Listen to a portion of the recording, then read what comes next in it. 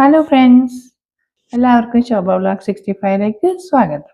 ഇന്ന് നമുക്ക് തക്കാളി കൊണ്ടൊരു പച്ചടി. ടൊമാറ്റോ, കനഡയിലും ടൊമാറ്റോ തന്നെ.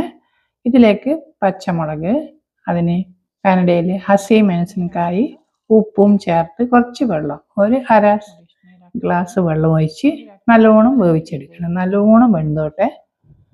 എന്നതിന് ശേഷം അരമുറി തേങ്ങ എടുത്ത് അതും നല്ല പേസ്റ്റ് പോലെ അരച്ചെടുക്കണം.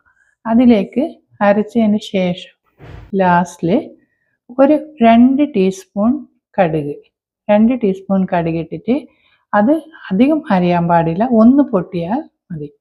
ആ കടുക് രണ്ടായിട്ടൊന്ന് പൊട്ടിയാൽ അത് കഴിഞ്ഞു.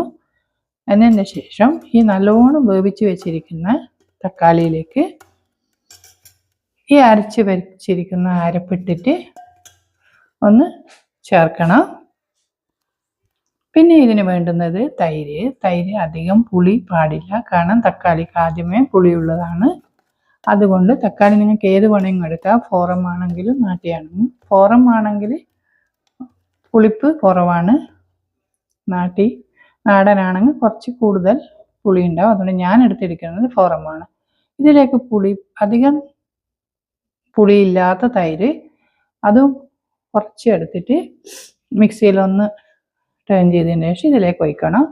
എന്നതിന് ശേഷം ആവശ്യത്തിന് ഉപ്പ് ഉണ്ടോ എന്ന് നോക്കിയതിന് ശേഷം പച്ചടി റെഡിയായി. അതിന് ശേഷം ഇതിലേക്ക് വറുത്തിടണം. പച്ചടി റെഡിയായി.